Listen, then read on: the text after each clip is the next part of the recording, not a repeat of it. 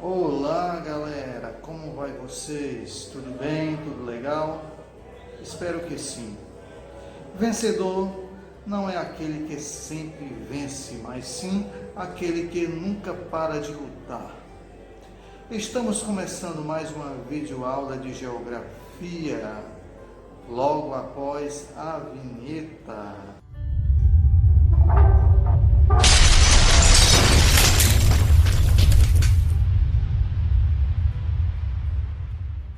Então, galera, nosso assunto de hoje será os biomas brasileiros.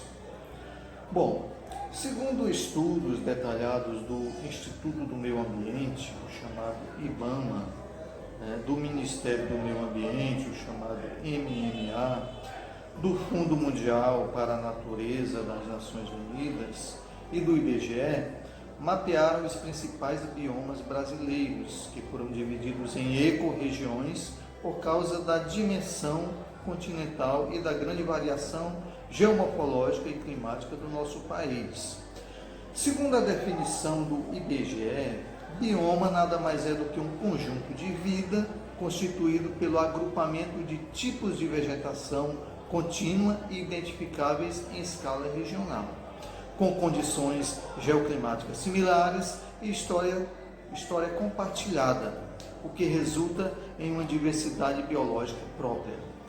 O conceito de bioma, portanto, relaciona-se com uma paisagem bem maior, na qual estão presentes incontáveis ecossistemas, que na definição do IBGE, ecossistemas são sistemas integrados e autofuncionantes que consistem em interações dos elementos bióticos, aqueles que têm vida, e abióticos, aqueles não vivos, e cujas dimensões podem variar consideravelmente.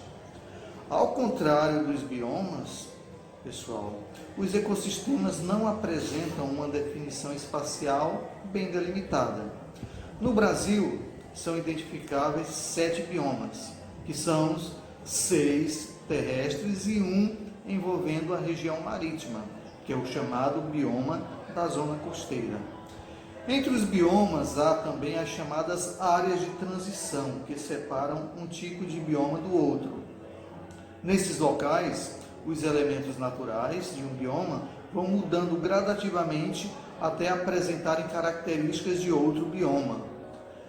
A mais marcante dessas áreas é a chamada Mata dos Cocais, que ocorre principalmente no Maranhão e no Piauí e espalha-se também por partes dos estados do Ceará, do Rio Grande do Norte e do Tocantins, e constitui uma vegetação secundária.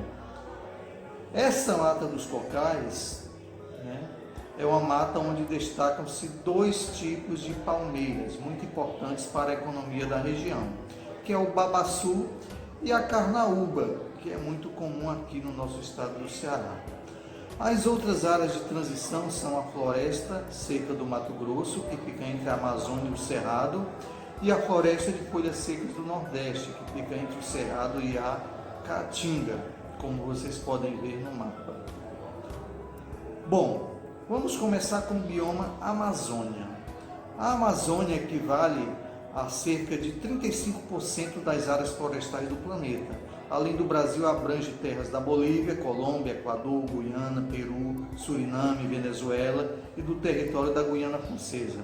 Esse bioma abrange a Amazônia Legal, que foi criada em 1966, que corresponde ao território brasileiro da Amazônia, compreendendo terras dos estados do Maranhão, Pará, Tocantins, Amapá, Amazonas, Acre, Roraima, Rondônia e Mato Grosso. A maior parte da Amazônia é composta de formação florestal latifoliada, ou seja, de folhas grandes, com as seguintes características: perene, heterogênea, densa e higrófila. Em relação ao relevo e às margens dos rios, a floresta amazônica apresenta 3 níveis de mata, que são a mata do Igapó, que é permanentemente alagada junto aos rios, com árvores que chegam a atingir 20 metros de altura. A mata de várzea, que é alagada durante as cheias, cujas árvores características são a seringueira, a imbaúba e o cacauzeiro. A mata de terra firme, que constitui a maior parte da floresta, em torno de 75%, e não é alagada pelas águas. Suas árvores atingem entre 30 e 50 metros de altura, com destaque para a seringueira e a castanheira. O clima predominante desse bioma é o equatorial úmido, fazendo dos ecossistemas amazônicos um dos mais chuvosos do planeta. Com o ambiente quente e úmido, a floresta e o grande número de rios são responsáveis pela formação da massa de ar equatorial continental, que atua sobre o clima de quase todo o país durante o verão. O bioma amazônico apresenta uma enorme biodiversidade e sustenta-se pelo seu próprio material, ou seja, os solos recebem grande quantidade de matéria orgânica originária da floresta graças aos fatores físicos, climáticos e químicos. Forma-se aí um ciclo de nutrientes que são responsáveis pela sua grande exuberância.